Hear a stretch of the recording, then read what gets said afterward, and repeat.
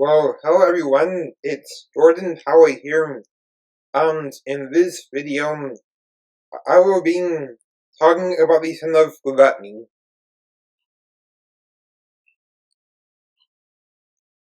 Gluttony is overconsumption of food. Philippians 3:19 says, "Whose end is destruction, whose God is their belly, and whose glory is in their shame, who mind earthly things."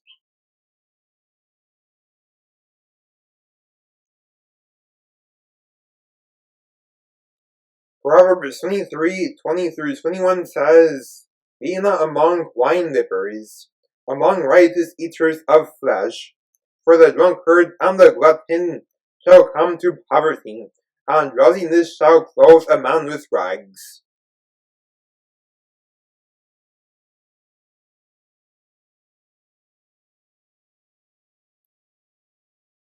An example of gluttony is where you eat, or continue eating after you're full.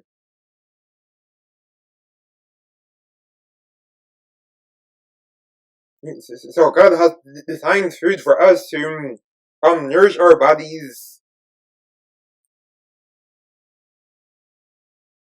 and to eat until we are full or satisfied.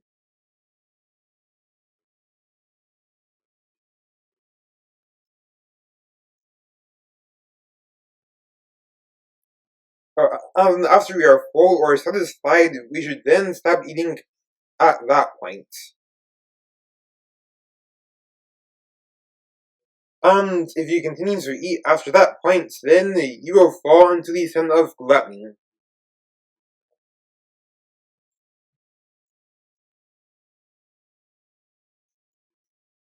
This is a very important topic since there are so many cases where gluttony is often overlooked.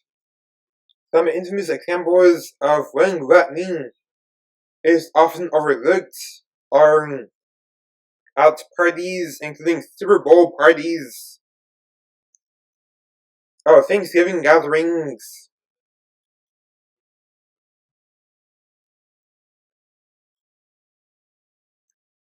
luncheons are sometimes another one.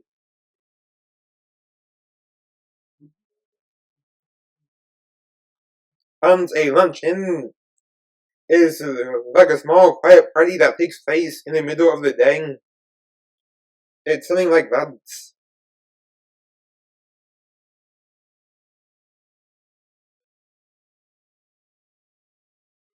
These are some examples of events where gluttony is often overlooked.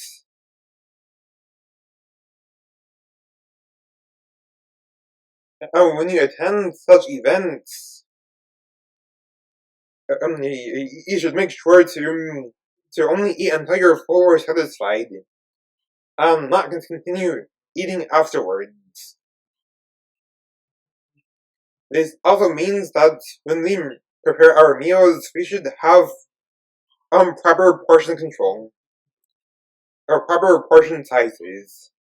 Gluttony also gives a superficial dopamine release. Let's take a look at what Big Pharma has done with their ultra-processed food products. They use all sorts of crafty formulas to get people hooked onto their food.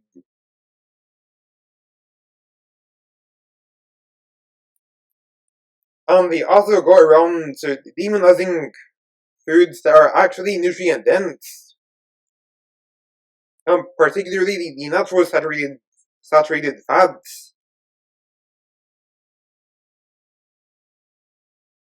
So Big Pharma goes around demonizing such foods in favor of their ultra-processed counterparts.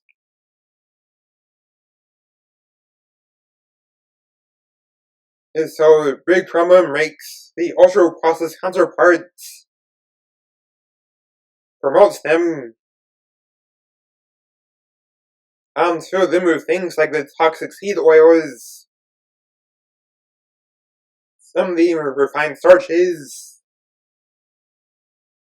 and synthetic additives.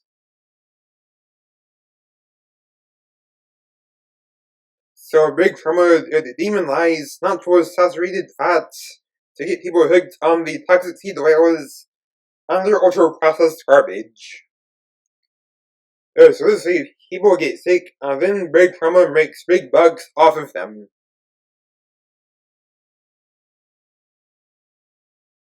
So Big Pharma has used crafty methods to make their ultra-processed foods highly addictive. So they use these synthetic additives and synthetic seed oils in such a way that makes their food addictive. So this way, people get hooked onto their food, they receive superficial dopamine releases, and then because of this, the natural foods, it ends up tasting bland to them, compared to the ultra-processed counterparts.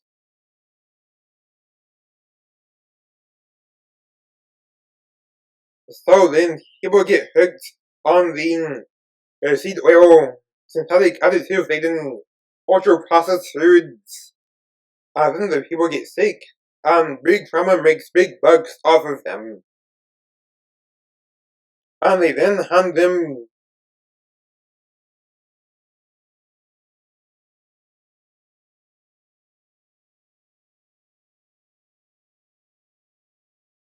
the allopathic medicines that have more side effects than days of the week.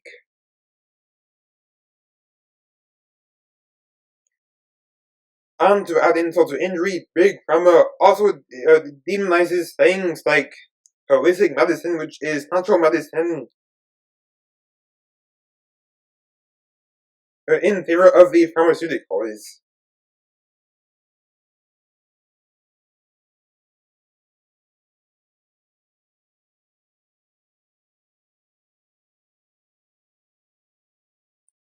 So in reality, things like the natural saturated fats are actually healthy.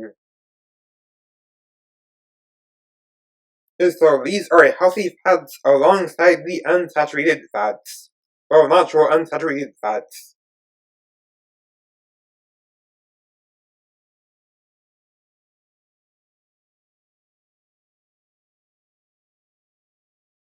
So gluttony can lead to serious health issues, things like cancer, diabetes, heart disease, etc.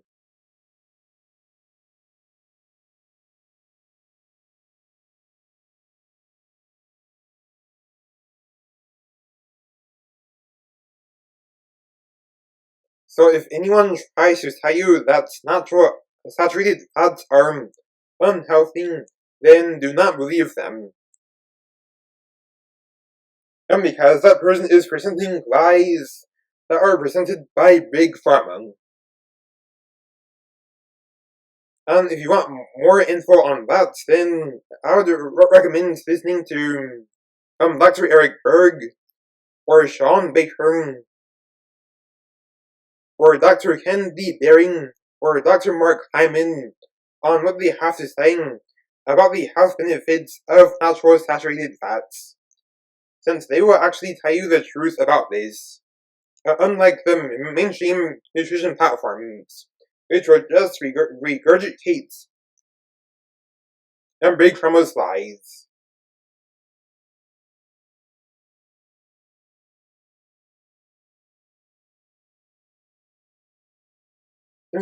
So those serious health issues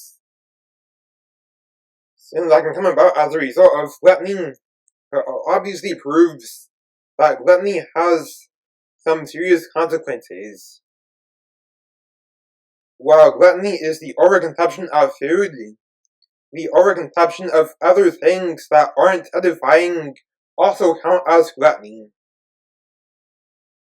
And this means that drunkenness is another form of gluttony, since drunkenness is for you to consume too much alcoholic beverage. It's for you to consume too much alcohol.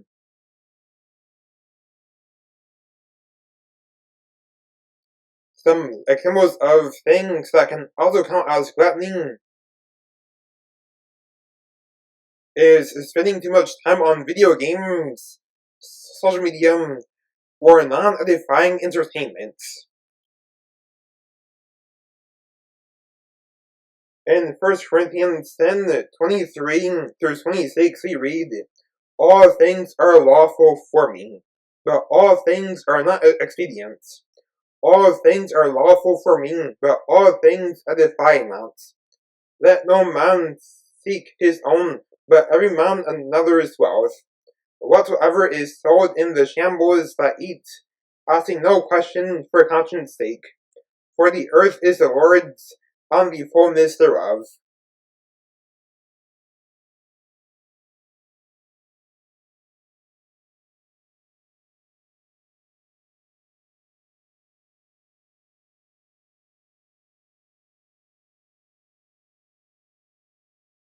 So the overconsumption of non-edifying things is sinful, as that is a form of gluttony.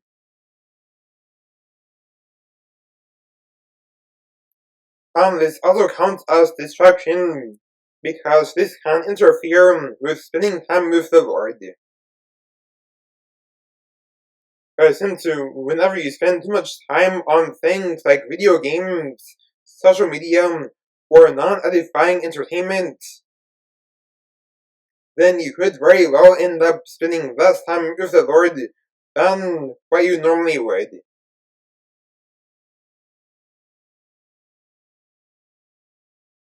In Proverbs 4:25-27 we read, "Let thine eyes look right on, and let thine eyelids look straight before thee. Ponder the paths of thy feet, and let all thy ways be established. Turn not to the right hand, nor to the left. Remove thy foot from evil."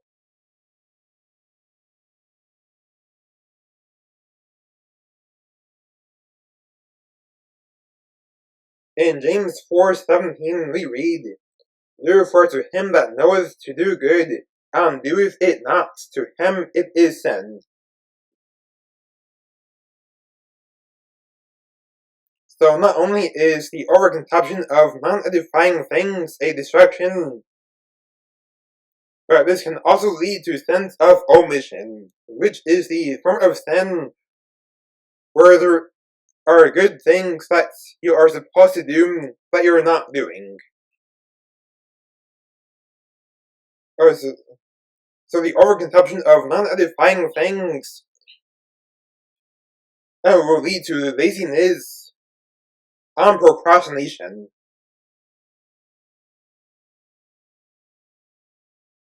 And as a result, there will be good things that you're supposed to be doing that you're not doing. So therefore, and because of these sins of laziness and procrastination, you would then end up committing sins of omission. So in many cases, laziness and procrastination are sins of omission.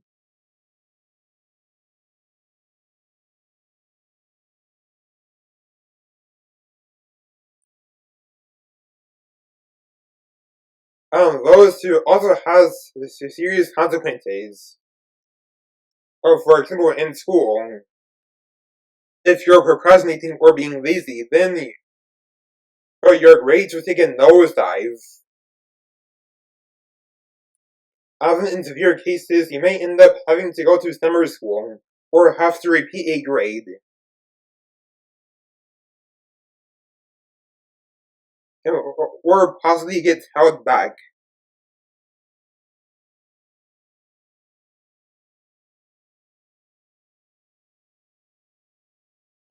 And then if you're doing the same thing when it comes to work, then you could possibly get suspended from work without paying, or get fired. Or when the layoffs come about, you could be the first to get laid off.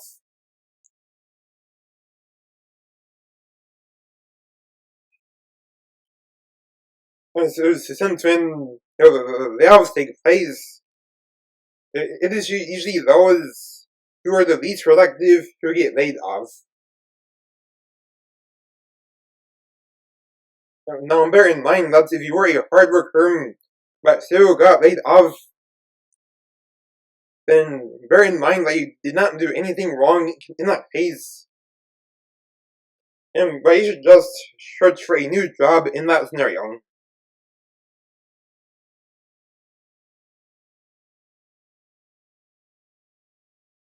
And in the home, procrastination and laziness can also lead to a filthy home, which could bring forth bug infestations.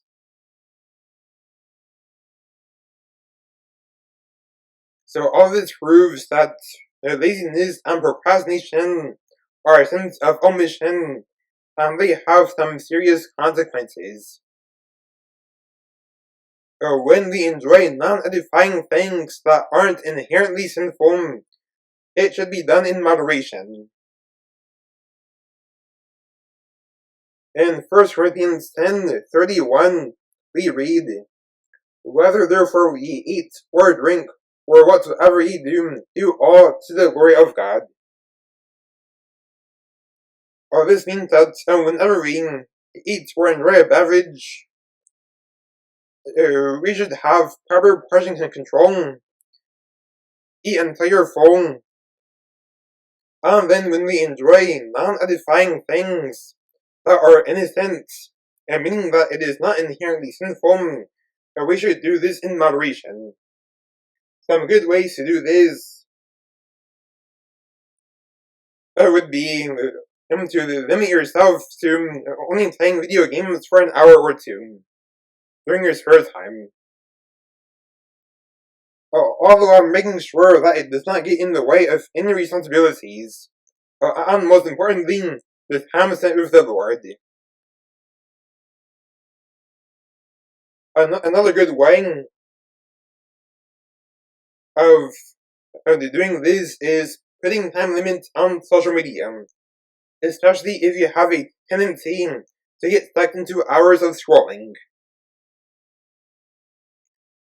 For example, you could put a 30-minute time limit or even a 1 hour time limit for social media.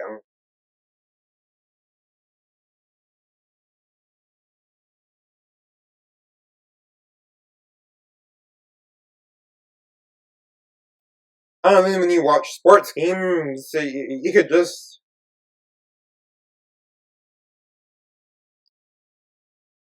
watch a sports team in moderation whenever you have some spare time to do that.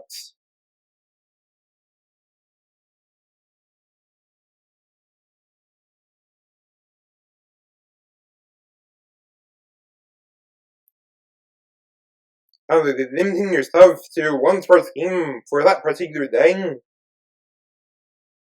is a great way to do it.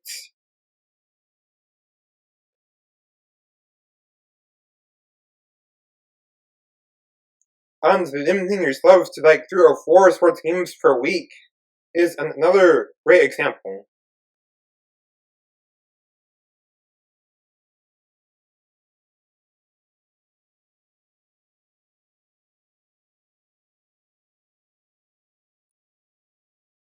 And then when you decide to enjoy like a slice of cake or a slice of pie or dining out, then this should be done as a treat once in a while. Since this should be done in moderation. An example of what that looks like would be enjoying some pizza from a pizzeria once a week, or even once every 2 weeks, or enjoying a slice of cake once a month, or dining out at a restaurant once every 2 to 4 weeks, or enjoying some ice cream in the summer or once a week.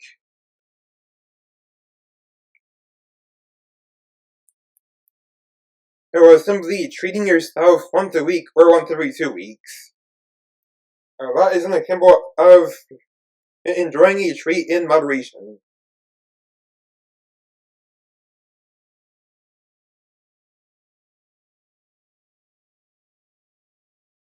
Now that is it for this video. Have a nice day, and goodbye.